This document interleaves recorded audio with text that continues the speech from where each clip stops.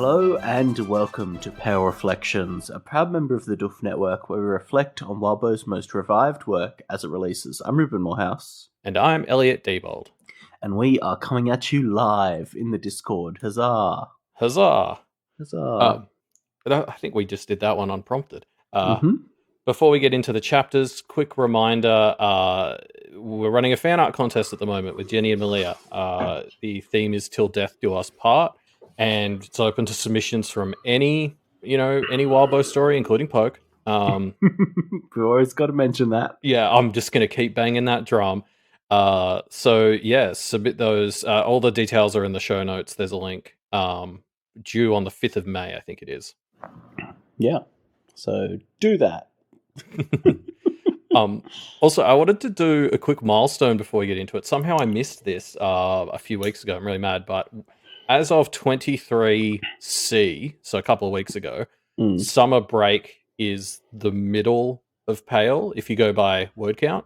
Because I remember after summer break, there was a lot of talk about, like, in the story about whether this was the halfway point of their story and stuff. Well, definitely was not even the halfway point based on the number of words now. It's less than, summer break is less than half of the story in.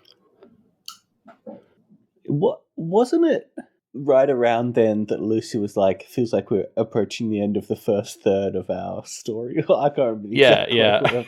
Yeah. I'm choosing not to engage with those kinds of thoughts. I don't think we're that far away from the end, but I don't know. We might still be doing this in 20 years. We'll see. Well, then it'll be a lot less than 1/3, but yeah, sure. But yes, so we're here today to talk about Go for the Throat 23.f, a kind of dual interlude, I guess, between Dorian and Griffin. Yeah, and this is happening like more and more. It really feels like the last few arcs, there's almost a struggle to keep each chapter contained to just one POV because there's so much going on. It's all so intertwined. We've just like, and I feel like Ward had this a little bit too. I don't want to get specific for spoilery reasons, obviously, but like it just feels like as this story is sort of having this big fight with all the teams involved, it's just you can't just do one POV per chapter anymore. It seems. Yeah. Yeah.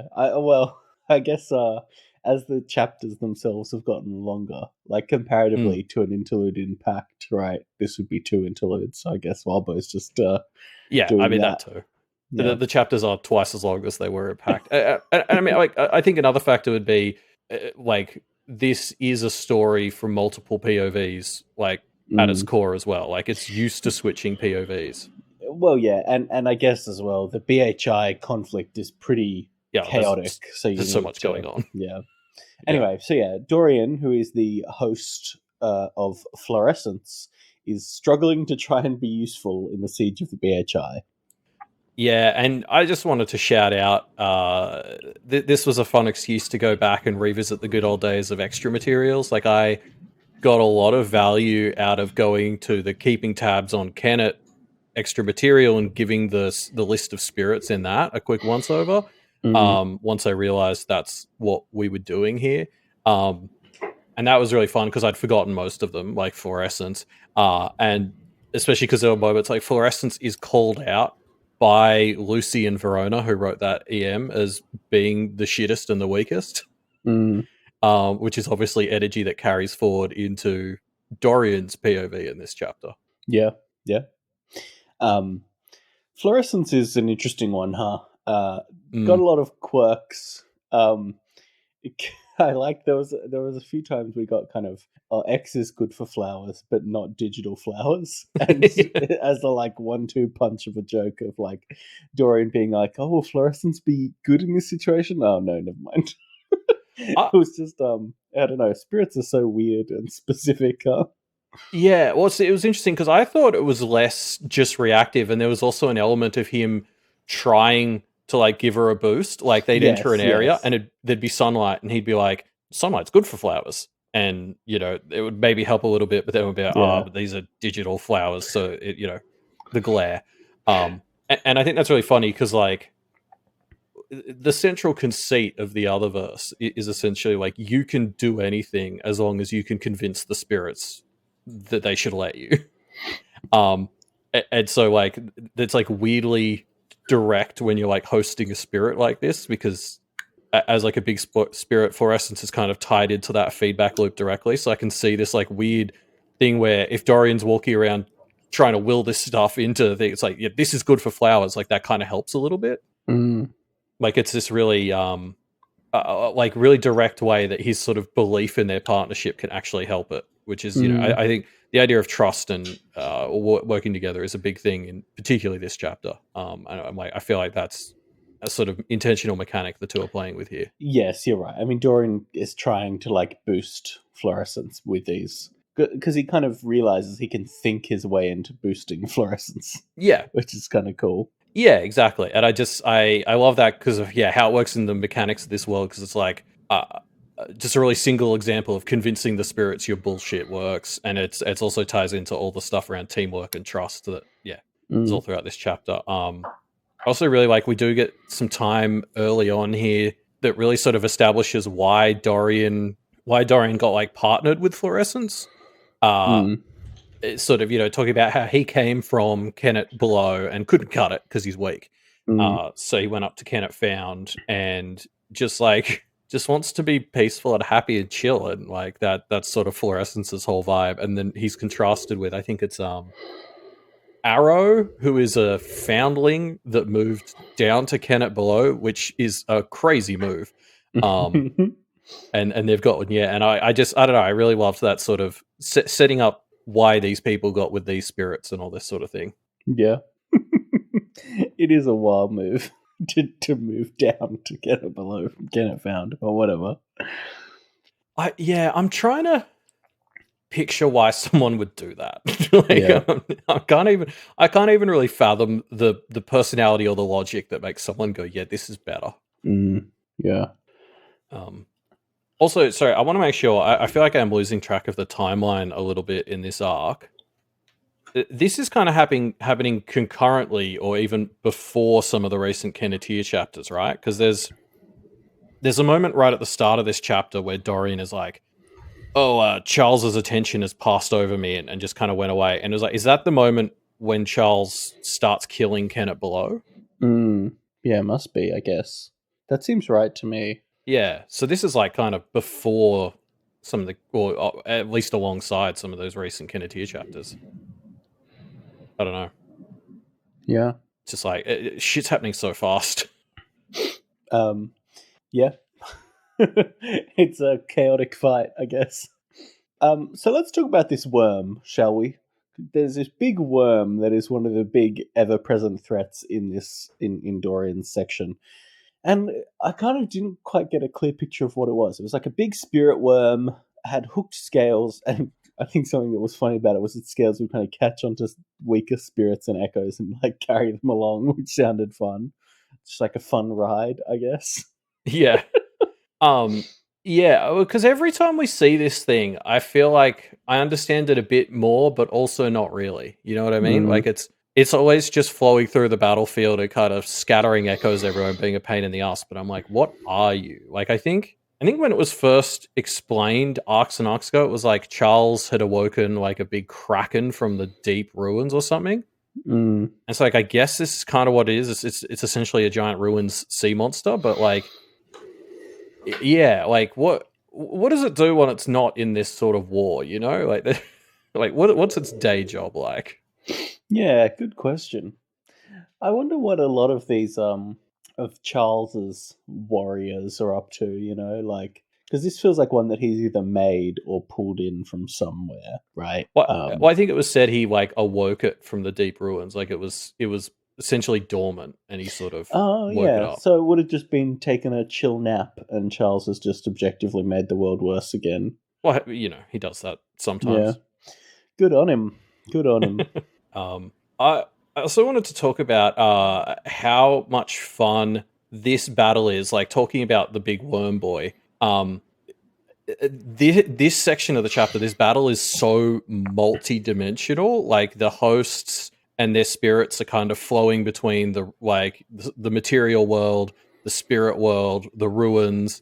The big worm boy also is, and it adds this extra dimension to the fight where like it's a 4D sort of space, or potentially even like 5D, but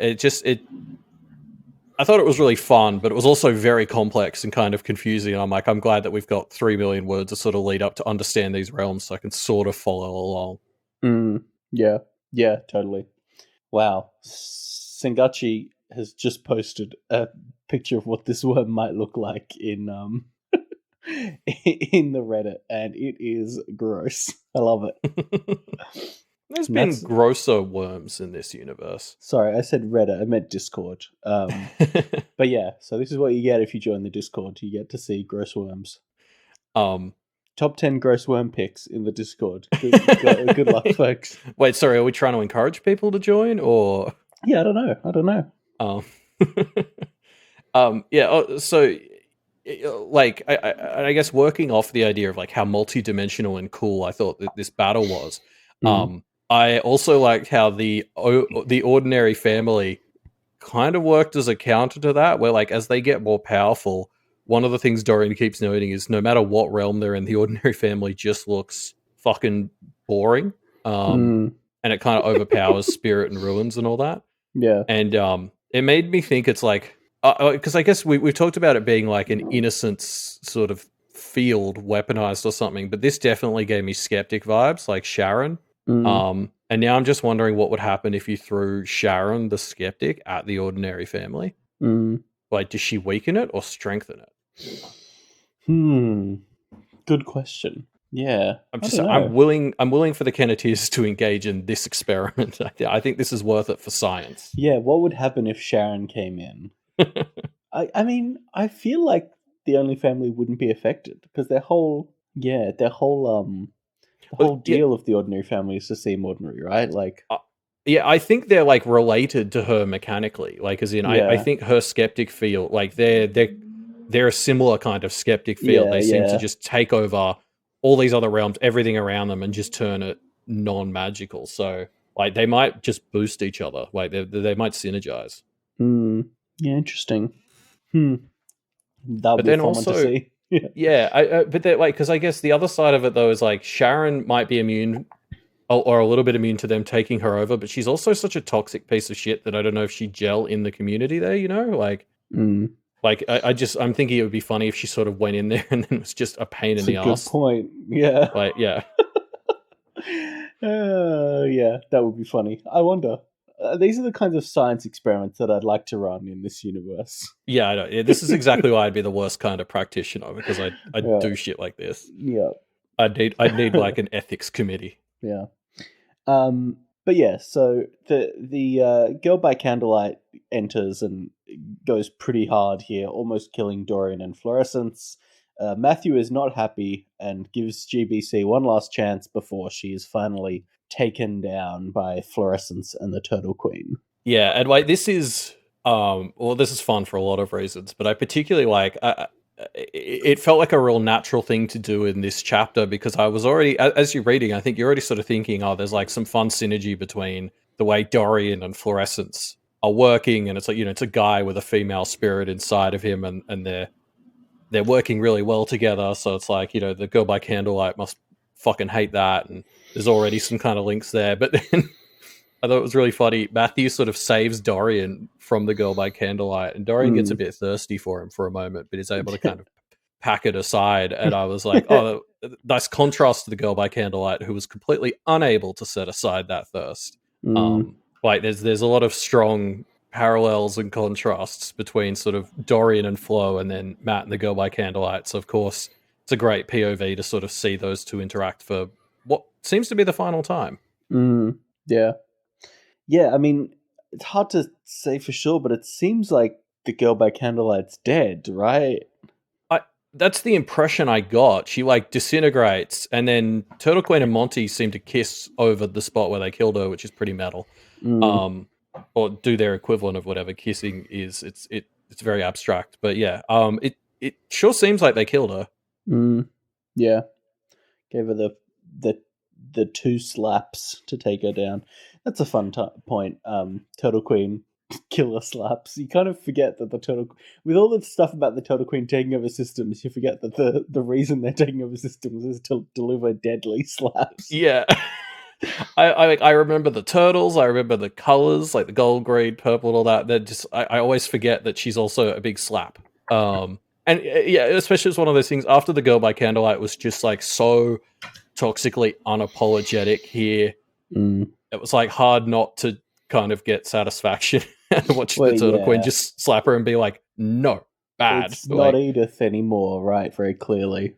Yeah, like that humanity's gone, and Matt talks about that for a bit, right? He's sort of like, you know, Charles really fucked up by how he rounded you out.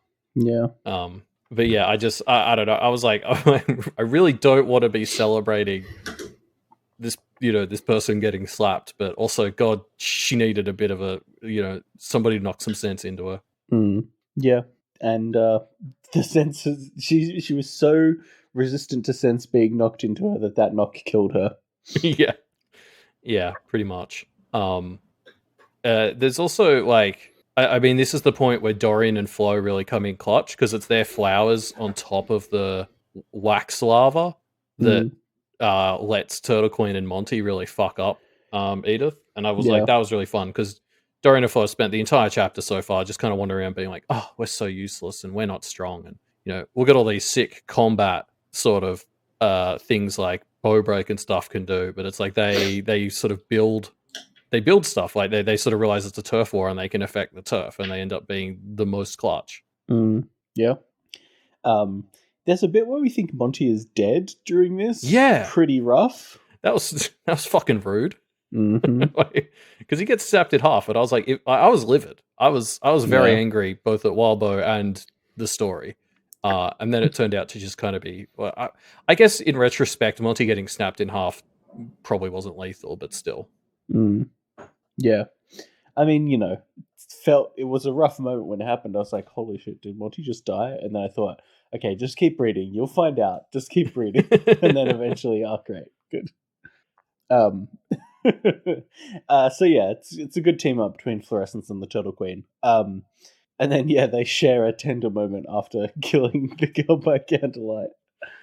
I like how Fluorescence is almost kind of like wants to be the flower girl and just throw flowers at them as they're having this romantic moment. It's like, oh, I don't have the power, and this is their moment. It was just like when the Turtle Queen and Monty get married in a couple of days, Fluorescence can be the flower girl. Yeah, that'll be pretty good. So yeah, the invaders continue to break through. Sootsleeves summons her castle and they kind of claim more of the BHI, and things are feeling pretty good during the first half of this chapter.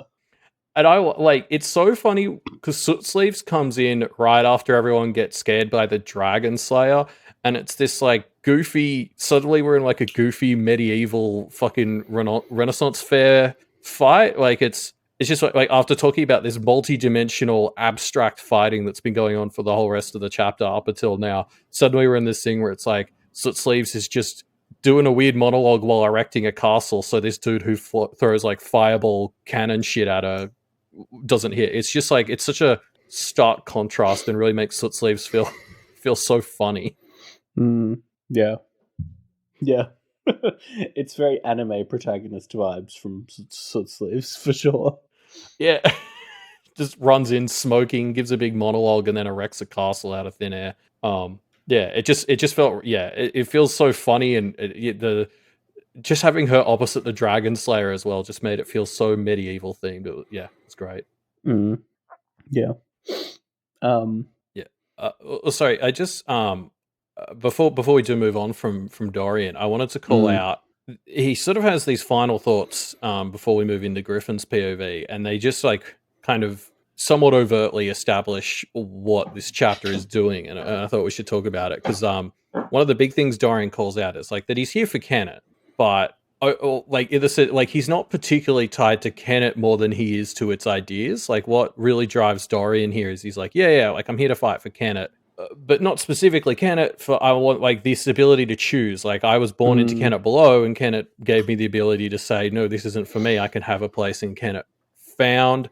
And then he ties that in a really fun way to all the turf wars we've been seeing in this chapter with things like the Turtle Queen and Monty and the Girl by Candlelight, the Ordinary Family. Like it's all been very Splatoony. And this is what like Dorian sort of takes this a step further and is like, oh, like that's what we're fighting for here. Is like we're not just fighting for Kennet as the physical place. We're fighting for Kennet's right as an idea, as like to exist as a thought in.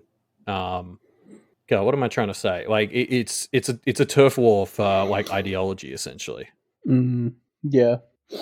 Yeah. And I feel like that's just a really sort of important note to seed in our heads as we're about to head into the other half of this chapter, because Griffin kind of directly contrasts this in a number of ways. Like Griffin is not fighting for his home and peace and happiness. He's not found this partner he synergizes with. Like Dorian sort of very much establishes why Kennet is more important than just the town of Kennet. And then we're about to jump into Griffin's POV, which is the exact opposite. Yeah. Yeah, it's a good point. It really demonstrates how much Kennet supports the people that fall through the gaps as opposed to Charles, I don't know, abusing them, exploiting them. Yeah. Well, and like Sengachi's just said in the chat, it's particularly important because Dorian is someone who was born to Kennet below, so he was like put in Charles' system, and he was like, no, thank you. So like, of course, this ideological stance that Kennet has taken against Charles is super important to him. Yeah. So yeah, we jump to the other side of this fight, and we start to understand that both sides are making some great points. Jokes. Griffin is fucked. Never before in the history of the world has anyone needed as much therapy as this kid does. Like, holy shit. Like, I think actually this is another part of the chapter where somebody's hosting a spirit. Griffin is hosting a spirit of needs therapy. Yeah. Yikes. It's rough, man. I saw some comments I think on the Reddit about like how this is one of those Wild Bird chapters where it makes you empathize with a character and realize they're not so bad.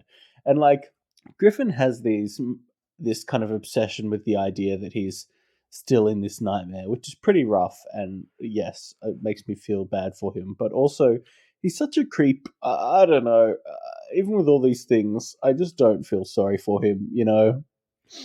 So it's interesting. I think I'm on the other side. I was much more sympathetic towards him after this chapter than I was going in, for sure. Because I mean, there's definitely like, you know, he's a bit of a gross boy for sure. Like he needs to calm down. But it's like he's stuck in this bad feedback loop of like having these awful coping mechanisms. Like something that keeps coming up. He's so horny on main. Like it's just ridiculous how much his train of thought is just around wanting to fuck everything in front of him. But he's like, part of that is just because he's got this fear that if he ever acts on it, like his whole world will come apart, and so he's just like kind of repressing it and like doing some weird permanent no nut November incel thing, and it's just like it's so unhealthy that it's just making him worse. But I can see why he's doing it, and it's like what he needs is somebody to fucking help fix this for him. Yeah, I mean, and I'm Charles sympathetic has obviously made it worse. Yeah, exactly. Well, he certainly hasn't fucking done anything to help.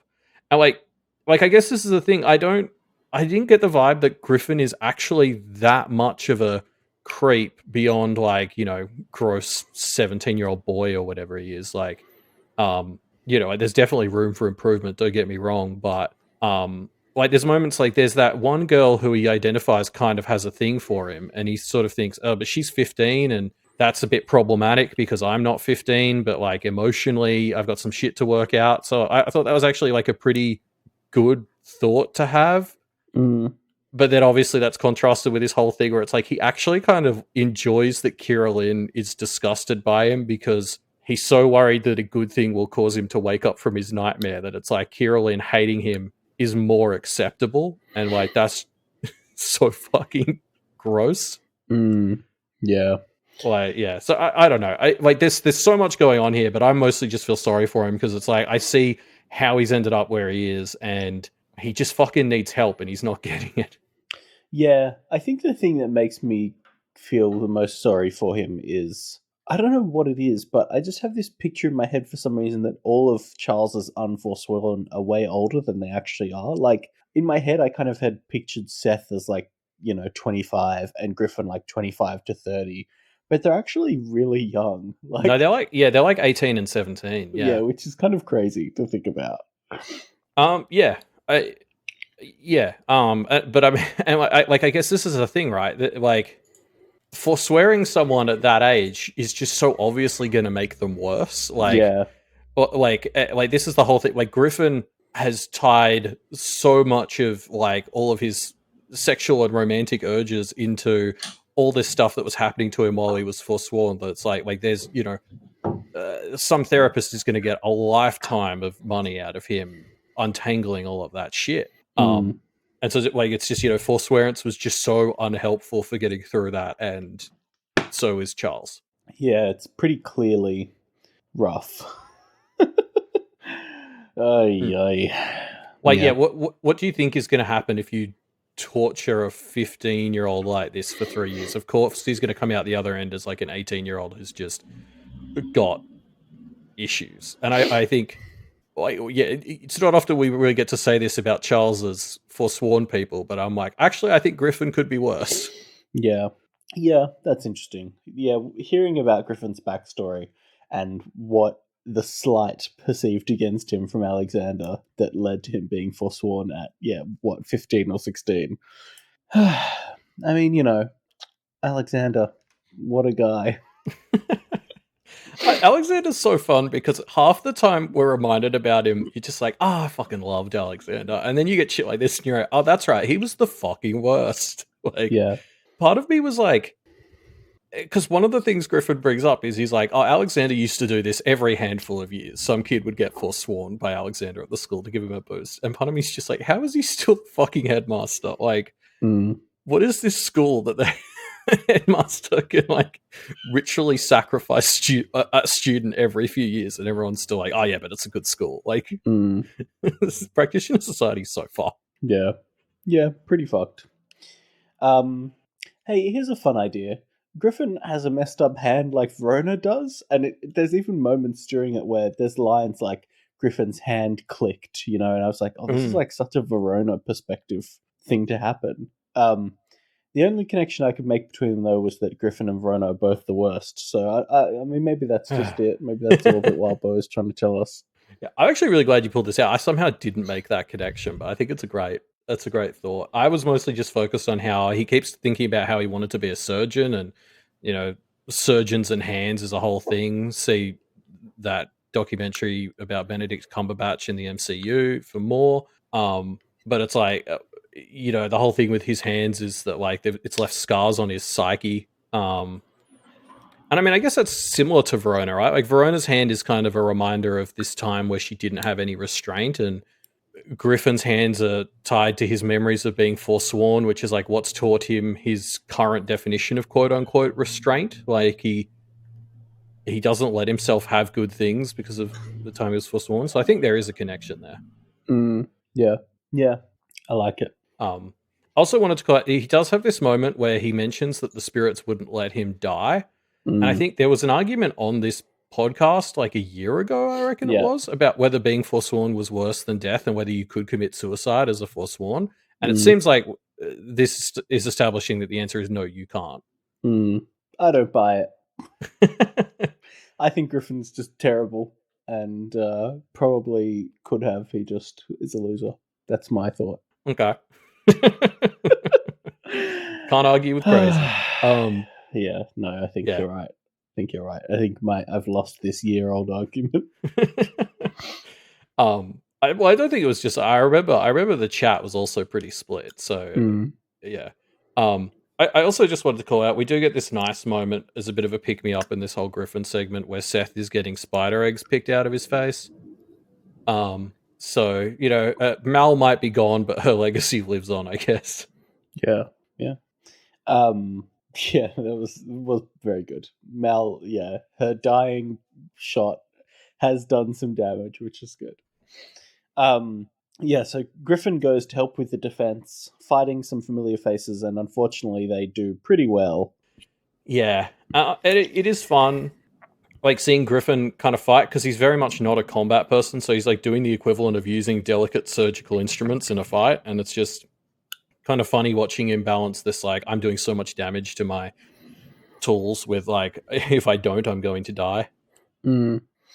Yeah. Um, it's good stuff with Luna in this fight scene. Hey, we get to see Yeah. Luna fight, and it's pretty funny. She does a lot of walking around upside down shenanigans, and there's a part where she walks down Joel, like just walks down a person to get to the ground, which is such a weird power move. I love it. But it's just like, because it's like, this isn't. This is what I love about like Lost and stuff. It's like, this is because her power is she can balance stuff. And it's like, that's not a thing. You don't. She's got like anti-grav boots on, essentially. Yeah, no, she can't. There's no way you can balance well enough to balance upside down. Well, yeah, like it's such not like fighting Lost and Foundlings. It's such a nightmare because it's like that's not what balance is, but also it kind of is. I'm not. Yeah, it's just it's. I'd lose my mind trying to fight Lost and Foundlings. I think the other moment that maybe was made me think like Lost fighting is just such a nightmare. There's a bit where like Griffin tries to use his like weaponized sight, to split up some of the Lost, and it just like they turn into this weird deck of cards moment, and everything just kind of fucking explodes on him because you can't just chop up that Lost into the 4 components that he's trying to break them up into. Like they're just so fucking weird that even his sight doesn't work on them. It's great. Yeah. Yeah. We get some ballerina time in here as well, which is pretty good. Yeah, she's terrifying. Terrifying. I love how she tries to kick, because like one of the ballerina's things is her head or her face is always facing away from you, and then we find out she's like trying to kick Griffin's face so that his head will turn around too, which is like some horror movie villain shit. I love that. It's very good. Very good stuff. One thing Griffin does note here, though, and he passes it on to the Kims in a minute, which is worrying, is that if he notices that all the Foundlings are tied to Miss, and so if they can kind of get Miss to retreat or fuck her up, Kennet Found will mostly have to retreat or they'll all be weakened. Yeah. And like considering Kennet just essentially lost all of the Kennet Below forces, like that would be a pretty big loss to then also seemingly lose the vast majority of Kennet Found. Like that's basically, there were 3 groups that sort of came to this fight, and that's the 2 probably most powerful ones getting severely hampered if they're able to pull this off against Miss. Like it was only a few interludes ago, I think we were talking about how like Mal's interlude, and then I forget what the other one was, but it was like we were talking about how great Kennet Below and Kennet Found were working for Kennet as diversity and complementing each other, and now it looks like we might be about to have lost both. Yeah. Yeah. I mean, the theme of the end of this chapter to me, the thing that I kept thinking was like, man, it looked like things were going so well, and now it feels like they're suddenly going so badly. Yeah, 100%. In even more depressing news, though, it's also, I think, around this time where Griffin starts to think about Alexander, and I thought we should spend some time on this because, like, Jesus Christ, like the way Griffin has like fully turned around to like he weirdly kind of idolizes Alexander, like it's so fucked up. Like this was the worst part of Griffin's POV to me. It was like seeing how much he'd been twisted into someone who kind of looked up to Alexander. Yeah, which I guess he kind of has to do though, because Seth is also like that's Seth's vibe towards Alexander, and Seth is their kind of de facto leader now. So yeah, well, so something he casually mentions and then doesn't really address is the fact that Seth is kind of the one who dobbed him into Alexander about making the jokes about the girls, which is, by his logic, what tipped over the edge for Alexander being willing to forswear him. Because he has this whole thing about like Alexander had the 3 bugbears, and if you really crossed 2 of them, then he was willing to forswear you.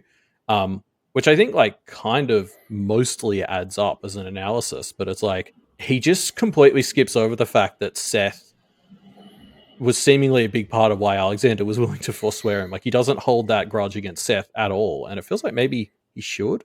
Yeah, I mean he definitely should. But But yeah, I don't know. Like this was even more than all the stuff going on with his like thinking he might still be in a dream and all the sexual repression going on. The thing that like hit me the hardest about Griffin was the way this experience has twisted him so much. He's just like, oh, Alexander would be so proud of what I've become because I can now do this and this. So it's just like fucking hell. Like that's like not it's not quite Stockholm syndrome, but it's some like worse version of Stockholm syndrome. Yeah. Yeah. Yeah. What What is it? I don't know. Yeah. There must be a name for it. Yeah. I don't know. Like, because he yeah, it's like I think he thinks that right after he sort of isn't acting on any sexual stuff, which is like one of the things he identifies the two bugbears that he set off in Alexander, which caused him to get forsworn, and you can kind of see how he's flipped on them. Like now he represses all his sexuality, and yeah, he's weirdly looking up to Alexander. So it was like, yeah, like he's kind of making up for why Alexander forswore him, which is just so messed up. Yeah. Yeah. Alexander, such a fun figure that his ramifications are felt even long after his death. Yeah, yeah. Like, and again, it was. I had a good chuckle at how when Seth comes out looking confident at the end, he's like, he looks the most like Alexander he ever has.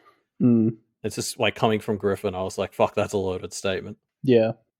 So yeah, things almost looked like they were going well for a bit, but Charles keeps getting bailed out by larger forces. The Kims are here, London's about to be on the line, and they have a few cards up their sleeve, seemingly, that they're about to play. Yeah, this part really sort of sits down and is like, no, they're fine. Like, yeah. There's also a goblin that maybe dies here and is possibly Ramjam. Wait, did I follow that right? Because it's Ramjam that they're binding at the start of this segment, and then there's a goblin that they bound recently that comes with Griffin, who eventually gets absolutely tanked by the Dragon Slayer guy. And so there's room for that to have been Ramjam.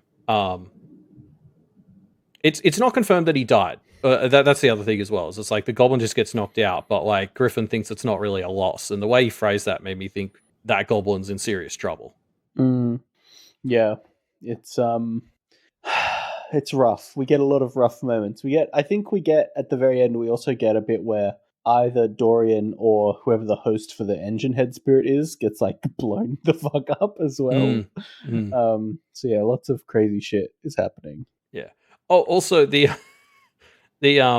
like people at Grave Jam stuff, they have literal collars on them. Like their binding is like shit around their neck. Like just the imagery from Team Charles here is just so incredibly on the nose. Yeah. So yeah, the Kims are here, fucking shit up. I really hope we're gonna get that heel turn from Rook. Like it feels like we have to get it here, and Rook will take down the Kims, right? Because like, yeah, I don't know. This is the thing, yeah, because I see the only way this Kim shit resolves in my head is if somebody outs their secret and they all just kind of lose because of it. And it feels like Rook has to do that. But then I can't help but think that seems like the only way it can happen. So that's not what Wildbow will let us have. You know what I mean? Like I feel like I've been wrong about this stuff enough times that I'm like, well, if I think this is the only way forward, that's not what Wildbow's going to do. But I don't know what else. Because like the Kims are terrifying. They're so powerful. Yeah. It's really scary how much the Kims do in a short amount of time. So I hope Rook is finally gonna. Yeah. I don't know. But this is like it feels like we have this one obvious weakness, like to us as readers, that their whole shtick is kind of fake, and if it gets spoken about, it gets drastically weakened. Which may not completely end them, but certainly would be a pretty serious blow. But yeah. Yeah. Actually, sorry, something else to sort of talk about while we're just talking about Rook and whether she's ever going to fucking do something. One of the things I was reminded of this chapter is how much of a fucking tank the Turtle Queen has been for Team Kennet, like just for a while now. Yeah. And that was all Rook. Like Rook got true. the Turtle Queen involved. And I don't really think this is any statement on where Rook's alliance currently lies. It's more just like... Yeah, the Turtle Queen has gone hard. Yeah, like, you know, credit to Rook for introducing the Turtle Queen to Kennet at the very least. Yeah, I kind of do wonder, however, if the Turtle Queen does so well because they're in a period of time where there's a lot of systems they can point her at to fuck with. You know what I mean? Like, if there wasn't anything for her to flex on, and she just by default was taking over systems that they didn't want her to take over, it would be maybe a different story. Well, no, I think there was like she was doing a pretty good job of integrating into Kennet like 4 or 5 arcs ago, right? Like she was seemingly actually growing. So like, yeah, you know, she's absolutely clutching this fight, but I think Kennet was also helping her grow to be more than just sort of a mindless takeover machine. So it's kind of going both ways, but like, fuck, she's good when they need to use her for a fight. Yeah, yeah. Also, jumping back to the Kims, Griffin makes a note of the fact that even though they have like vaguely British accents, technically the family hails from a folded bit of reality, which is just a fun little detail because I'm like, what does that, like, did they fold a bit of reality and they live there? Are they technically not from Earth? Like, what does that mean? Dunno. Dunno. It's the answer to that one, I think. What could it possibly mean? It's hard to keep an eye on. I mean, this is the Kim. This is the whole thing with the Kims, right? I get a detail, and I'm like, but what does this mean? Yeah. Sorry. I do. But before we move on from this section as well, I also wanted to call out this moment where, like, when Griffin sees Dorian and Fluorescence and the flowers, he starts to have like a bit of a PTSD flashback to his time in the woods and all that, and it's like a great connection, a third connection between these two POVs. But then he also has this moment, like as he starts to kind of have this panic attack or whatever, like Helen is the one who kind of puts a hand on his arm and is like you know, gives him a look, and his response to this is like really negative. But it's like because he's kind of angry because he's like, man, Helen gets it, and like he has sort of hates what just happened, and it's like, especially because like Fluorescence and Dorian are back in our minds because they're the ones who set this off. It's such a stark contrast between the way teamwork is on these two sides. And I know that this isn't exactly a hot take. Like, we've been talking for years at this point about how much better Kennet is at teamwork, but like Fluorescence and Dorian have sort of only just met and already supporting each other this great way, whereas like Griffin can't even really get himself to look Helen in the eye after she like literally reaches out to calm him down. Like, it's just such a mess. Yeah. He's a mess. He's definitely a mess. Should we call out, there's this one line as Charles is kind of ending this chapter by talking about all the bombs they're about to drop. He mentions, let Marisica have the moment she's been waiting for all this time. Don't know what that means. That's such a hype moment. Like, yeah. Because I feel like we've mentioned dozens of times on this podcast that moment where Marisica told Liz and stuff that they weren't in their final forms yet. I feel like it's in arc like 18 or something. Like, it was yonks ago. And I was wondering if maybe that just wasn't, if that was not the plan anymore or something, but it certainly makes it seem like that's still a thing, like where Marisica has been building up to something, and that's fucking exciting. I can't wait. Yeah, I mean, because Marisica, I was about to say Melissa, Marisica basically almost died to bubblegum in that interlude. Like, I was kind of like, okay, we've Marisica's hit their limit, you know? But no, apparently not.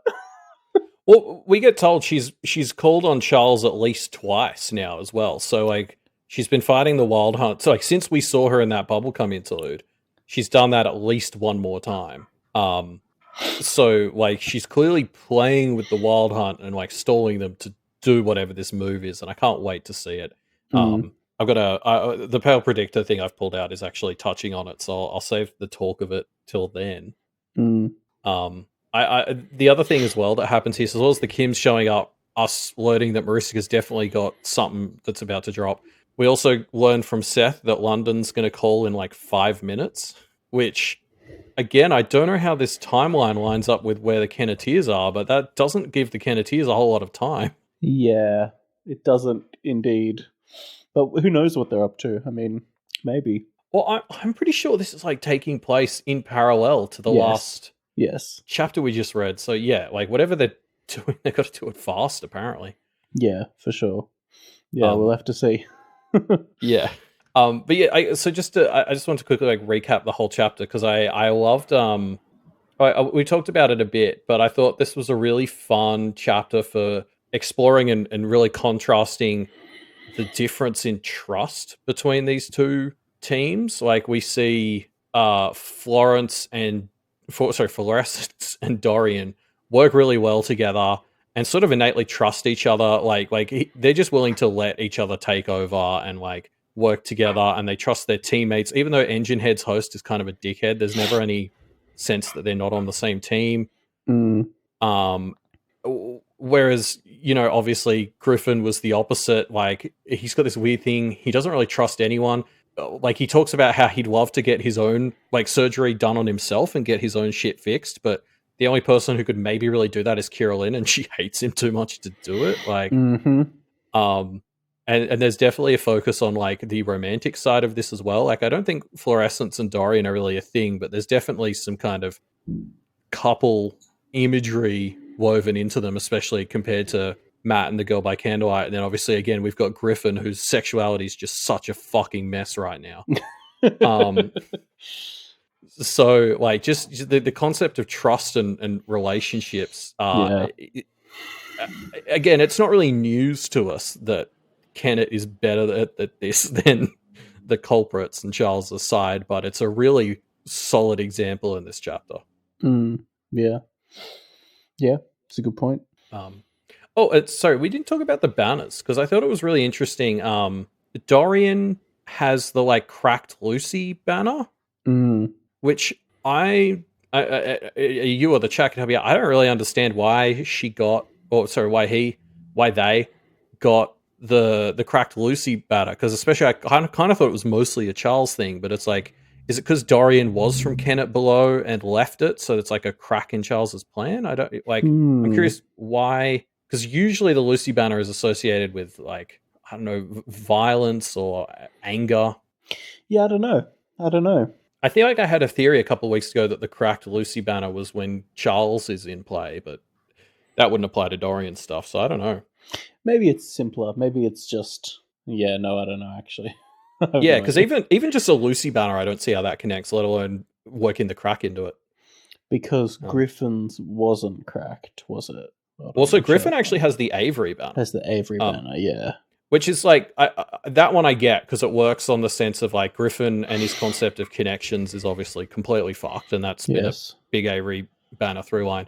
Also, he's got that whole thing where he thinks he might be living in a fantasy world, which, because Avery's is of the paths. Also, like, I think that's a great connection. Like, he's kind of got 1 foot out of reality, which is very pathy. So Griffin as the Avery banner totally makes sense to me. The Dorian as the Lucy Cracked one is the one that just has me scratching my head.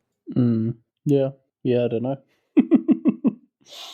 But leave your thoughts on that in the discussion thread linked down below, I guess. So yeah, that's the end of our chapter for this week, but we've also got some predictions and discussion questions to get into. Let's pull out some predictions. We actually got a lot in the past week, huh? Yeah.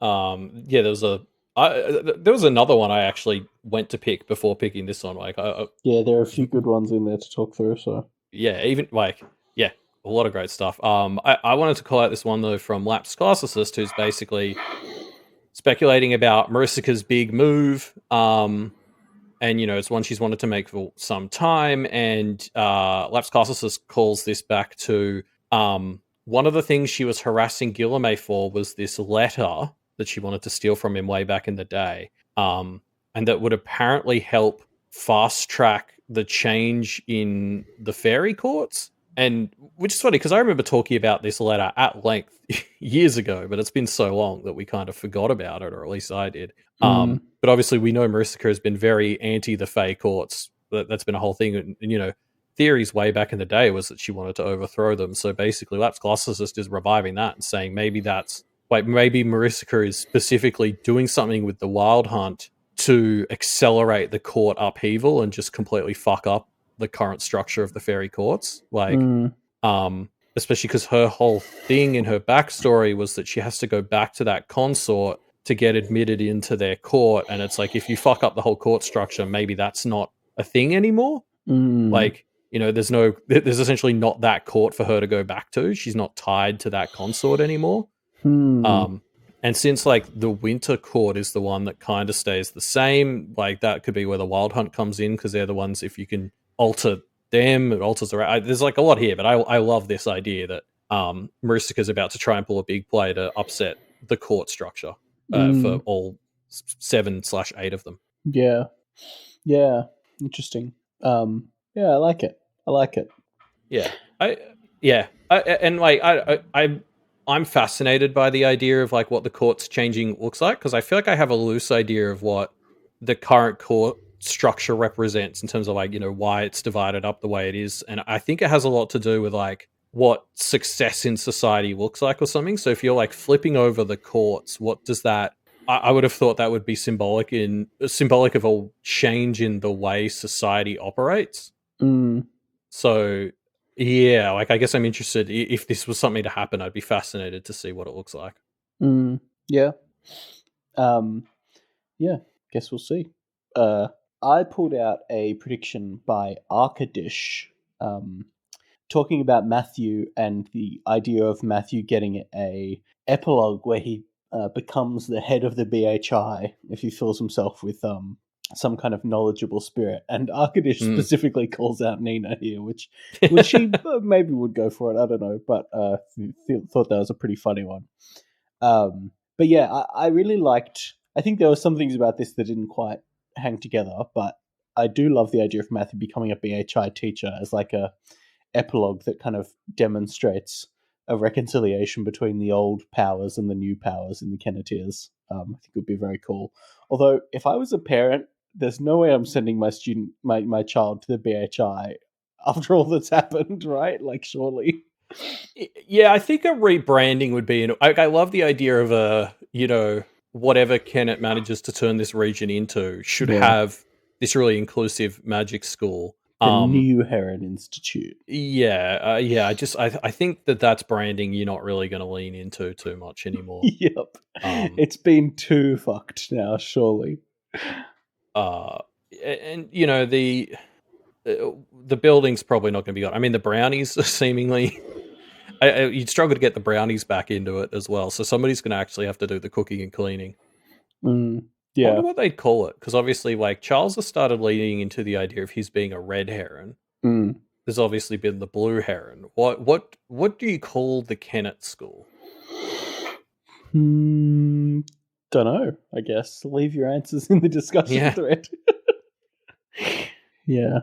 Yeah. No. I do like Matt symbolically as a potential headmaster, just because like everyone loves him because he's a fucking great dude. Well, yeah, I mean, he's not like the most knowledgeable about the practice, but I think the whole point, in my eyes, of having some of the Kennett others more involved in some of this stuff is they can provide alternate, maybe like guest teachers is a better role, but whatever, giving alternate perspectives that are a bit more holistic.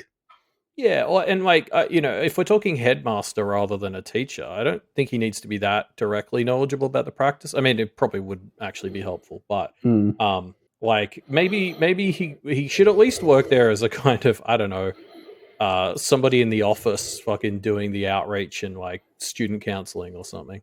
Because I don't know, everyone loves him, and he's just I do really like Arkadish's point about how he has been an other.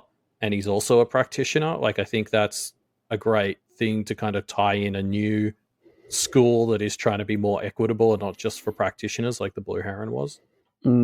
Yeah, totally. Cool. Well, should we get into our discussion question answers? Just as a reminder, you can leave your predictions like those in our Pale Predictor form, which will be linked in the show notes down below. Yeah. So the discussion question we asked last week was, which aware do you think will be the most helpful? And there was also sort of a side question in there of predict cool new aware powers we might see. Should we get into them? Yeah. Which should we pull out? There were a lot of good Carolyn ones, which is good. We had Captain Rhino, who kind of went for the idea that Carolyn would just be friends to a lot of horse-flavored others, like your Sleipnirs and your Bucephalases and whatever else. Yeah, all these things that I was aware of before reading this answer, yeah. But yeah, that kind of stuff. Yeah, I was thinking that as well, like, because I think another angle you could take with Carolyn's like horse powers would be making her more about like I feel like the big thing with like horse girls is that they're kind of like obsessed and like caring for horses. Like it's essentially a hobby that's about like raising and taking care of a really expensive thing. So you could Yeah. like I could see her being really good at like helping others who have very like that need a lot of help, basically. Like Well, yeah, one of the other answers that talked about Carolyn that I really liked was Ghostly Birds, who talked about a few people, but for Carolyn says some sort of like shrine maiden vibe, like taking care of a shrine and getting kind yeah, of yeah. minor benefits from that, which I think aligns pretty closely with what you're saying. Yeah, yeah. Oh, and the other side, I think of like taking care of horses is being able to like ride stuff, obviously. So I think it'd be really funny if she also had the power to just like, like hop on top of a goblin and ride it into battle or something. Yeah, Like she just has a magical ability to just sort of like get piggyback rides everywhere. yeah, yeah. Um, Um, Speaking of ghostly birds answer, I yeah, guess while we're in there, Mia was another one they talked about, and basically, they think she's just so nice that everyone who talks to her will just get like a little boost, a little self boost just by hanging out with her. yeah, that would be pretty fun. Also, Mr. Gill, who was identified by Ghostly Bird as being kind of on the warpath heading to a fight, might get a bit of like shrugging off damage dad powers. Yeah, that like they compared it to a like a light dog of war sort of thing, and I get that Yeah, because that is one of those stereotypes of like a dad like that is they're just going to keep going, right? Like it's that parental sort of super endurance. So yeah, some super light sort of dog of war-ish powers makes sense. yeah, I liked Propaganda Pagoda's idea of like they really focused on Mia being somebody who goes for the objective in a game. So like they'll talk about like video games where you'll have a lot of players who are just going around killing, but you need at least one person on your team who's actually going for the objective, right? yeah, And Mia seems like that sort of person who's able to focus on that sort of thing. yeah. Totally. Like she's able to stay focused on something to the exclusion of all others, so she can kind of almost have mild skeptic powers or like shrugging things off on her as long as she's focused on her objective, I guess. Yeah, yeah. Yeah.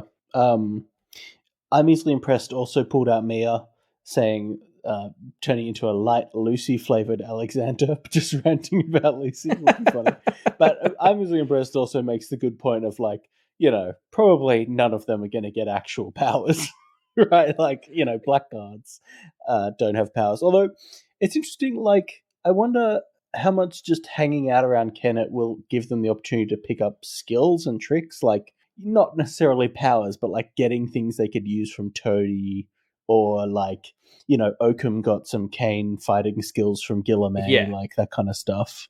I think yeah, being in a wearing can it gives you the ability to their whole thing is giving you the ability to chase what works for you, right? So it's like Yeah, they're yeah, just going to get to lean into stuff, and I think like the thing with awareness and powers is it's like they're like patterns that get woven in, and for a lot of the like aware in Bristow's end of things, it's like they were kind of rounding errors and mistakes in the universe or something, so they're a bit more pronounced. But it's like other aware and like ones in Kennet just kind of like I think the witch hunters were examples of like aware who were more just like had little shticks that had kind of been woven into their traumas and stuff. But that's mm, probably more the direction this would head in.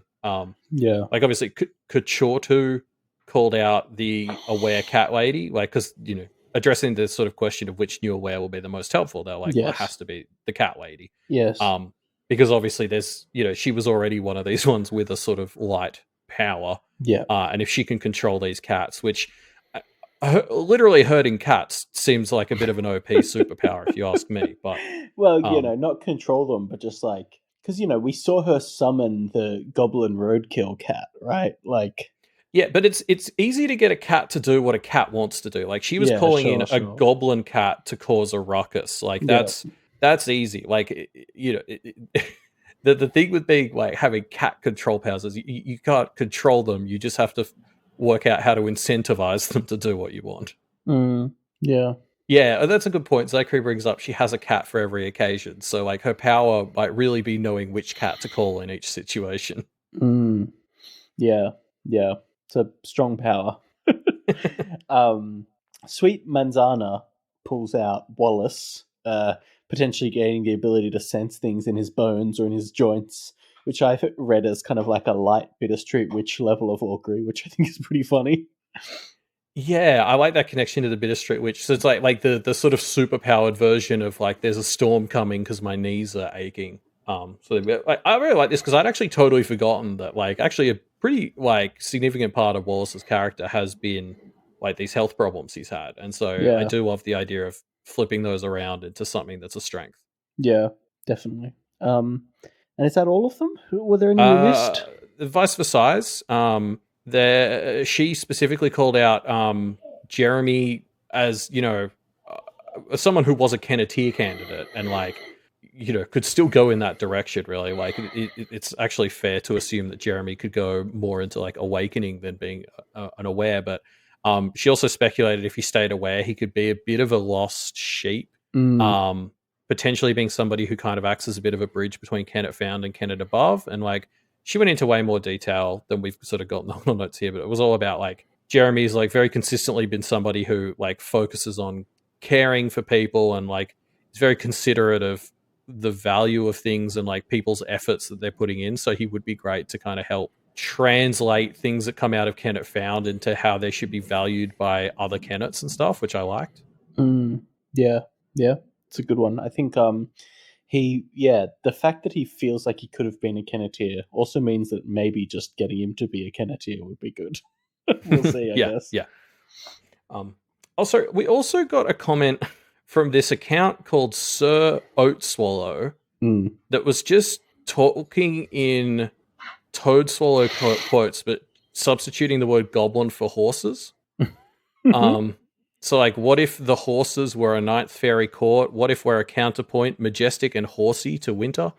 And it's just very strange, and I needed to call it out because they just kept... Because I asked them what they were doing, and they replied with more Toad Swallow quotes. And it's just... I think someone made this account just to start posting horse comments that are Toad Swallow quotes. It's very strange. Why not? Live your life, Oat Swallow. For sure. Well, yeah, thanks everyone for leaving your discussion question answers. Of course, we've got a new discussion question this week. Yeah, we're interested to hear from people which boundary spirit you would want to host. Yeah. If you need it, you can head to the 15.2 extra material, which is Keeping Tabs Kennet. I'll probably include a link to that in the Reddit thread, which has the list of all of the boundary spirits, so you can see them all. But yeah, I mean, which one would you most want to host if you are summoned to be one of Matthew's, Matthew's 11? What is there a name for them? I think there's 16. I don't know. Sure. They just seem to call themselves the hosts. I do also, Clawfoot's just brought up the point in chat that I wanted to bring up, which is don't forget that there's one missing from that list, which is miscount. In a very funny meta joke.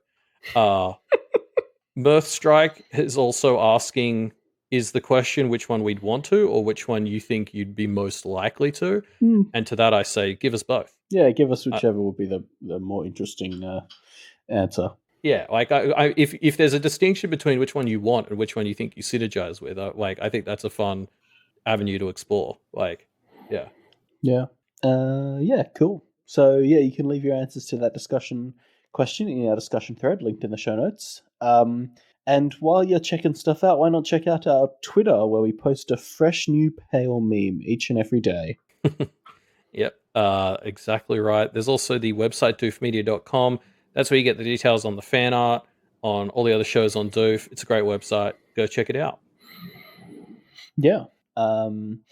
Why not support the Doof Media Network by going to patreon.com/Doof Media as well. You get access to bonus shows, bonus content, all kinds of bonuses. So head over there and have a good time. Yeah. And don't forget to stop by Wildbow's Patreon, patreon.com/Wildbow. Without him, we wouldn't have gotten Turtle Queen and Monty having a kiss in this chapter. So go reward him financially if you can. Yeah. Cool. Well, thanks for joining us, folks, and catch you next time. See ya.